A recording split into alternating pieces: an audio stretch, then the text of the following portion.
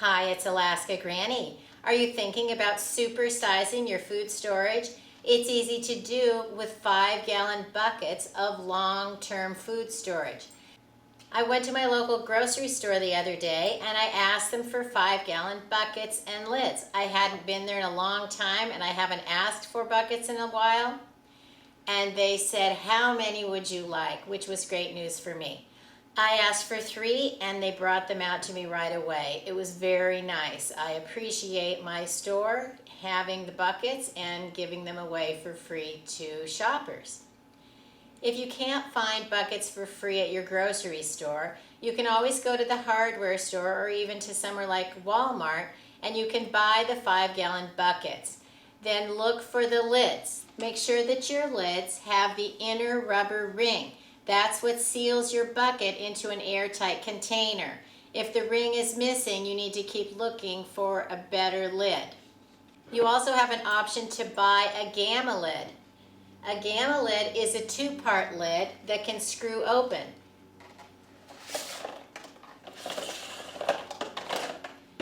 It has a ring that snaps onto the top of the bucket, and then you can unscrew the lid and remove it. If it's a bucket you're going to be getting into frequently, a gamma lid is a great idea.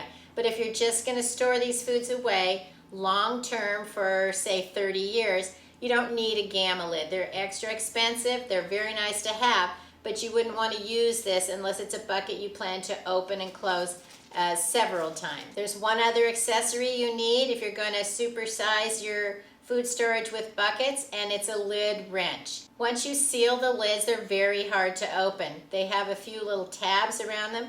Slide the wrench under the tab and lift up, and you can easily open the bucket. When you bring your buckets home, you can put them right into the dishwasher, wash them that way, they get them nice and clean and ready to store with food. Then you have a few choices of the way you can store food in your food buckets. You can pour the food right into the bucket. You can buy your food in smaller packages and place the packages right into the bucket. You can line your bucket with a Mylar bag, fill the Mylar bag with your food, add an oxygen absorber, seal the Mylar bag to get out all of the oxygen. Sometimes we don't want a huge bag of food all at once. You can take the smaller bags of foods that you bring from the store, put them directly into your bucket. You can even buy Mylar bags in smaller sizes, seal the food in the smaller Mylar bags, and then when you want to use some of the food, you can open the bucket, take out the portion that you want, and then seal it back up again.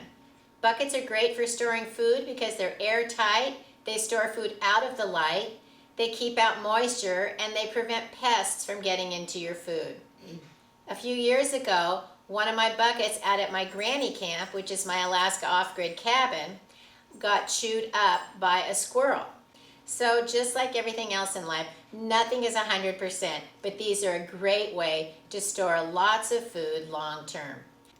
One of the benefits of supersizing your food storage with 5-gallon buckets is the foods that you store in the buckets provide a lot of food for not a lot of money. The bulk dry foods are relatively inexpensive compared to the amount of servings that you get in them, so it's a cost-effective way to store a lot of food. What are some of the bulk foods that you can store in a 5-gallon bucket, and how much can it hold? If you want to store beans, your bucket can hold 35 pounds. When I went to the grocery store and asked for the free buckets, I was also shopping for food. Here are the prices of beans in Alaska. They only had the smaller bags, varied prices, but there were a lot of choices to make. You may belong to a big box store or have a local store that sells food in big bulk packages. Next, maybe you want to store a bucket of rice. A 5-gallon bucket holds 36 pounds of rice. I was able to find rice in 20-pound sacks. You can go ahead and place the rice, pour it right into your bucket. You can store your food right in the bucket without adding Mylar or oxygen absorbers for at least 5 years. But if you want it to last longer, you can always go back later and package it better. But for right now, if you can get a bucket and you can get some food, don't worry about having Mylar bags and oxygen absorbers. worry about getting some buckets and some food. You can always go back and repackage it better later. Oatmeal is great for long-term food storage. You can put 20 pounds of oatmeal into a 5-gallon bucket. Sugar is also a great food to store in a 5-gallon bucket. It's going to keep for many years, but if you do decide to store sugar in a Mylar bag, don't add oxygen absorbers. Sugar gets hard if you use an oxygen absorber. So you can pour it in, add the lid, or seal it in a Mylar bag, but don't add the oxygen absorbers to sugar. Flour can also be stored in a 5-gallon bucket. It isn't going to last as long as things like rice and beans, but your flour can last at least 10 years in a 5-gallon bucket.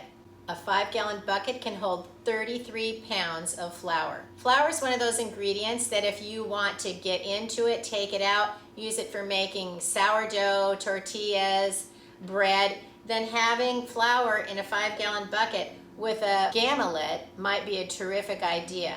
Pasta and macaroni are also great bulk foods to supersize in a 5-gallon bucket. A bucket can hold about 21 pounds of macaroni or pasta. One of the things to think about is the shape of your pasta. The more uniform the shape, like say a spaghetti or linguine noodle, the more compact you can store it. You're actually going to be able to store a lot more of something like linguine than big curvy noodles like rotini or penne. Just the shape of those noodles is going to have a lot of air space around in them. It's just the way they're shaped. One of the problems with using a Mylar bag with noodles, pasta, macaroni is that they have little sharp edges and they can actually puncture a hole in your Mylar bag. So you need to pay attention to if you really want to use an oxygen absorber when you're stockpiling your pastas and your macaronis.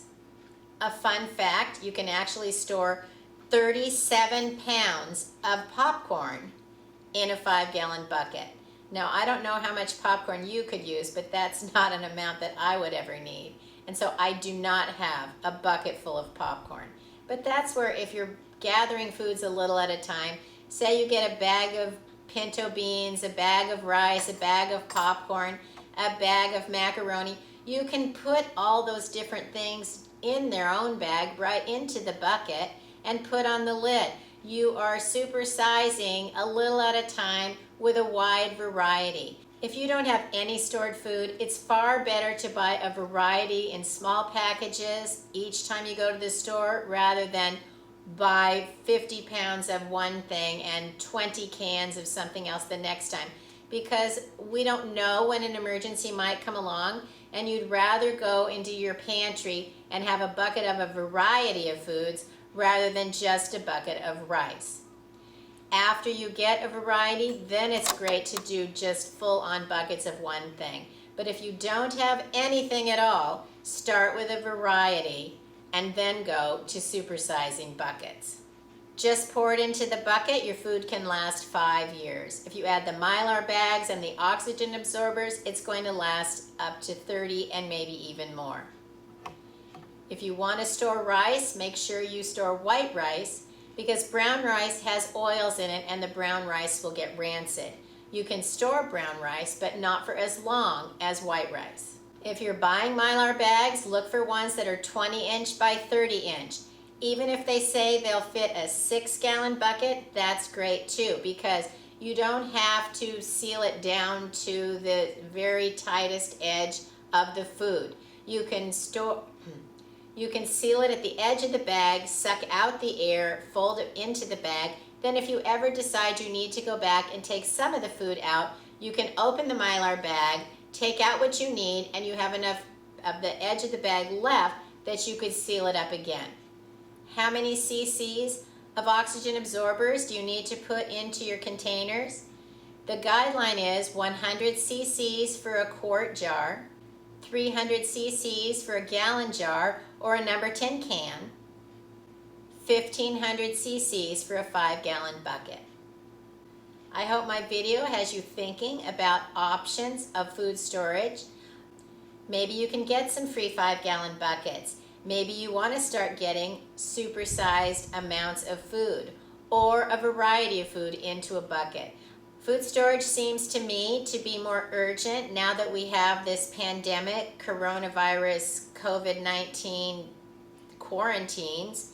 And even here in Alaska, we've had a second wave and we've been asked to stay home again for a month. They're calling it a reset. I think it's a sign of things to come. When you look at the news, there are all kinds of reasons. We're having food shortages, whether we agree with the reasons or not. The reality for me is I want to have enough food for myself and for those that I love. What's my advice? Don't be complacent. Be ready to take the next step. Only store food that you're willing to eat, that you're willing to use it and rotate it. Know that you've set aside plenty of food and you're going to have something to eat for the next 30 years. If you liked my video, I hope you'll share it with someone you think might enjoy it. Learn more at alaskagranny.com and please subscribe to the Alaska Granny channel.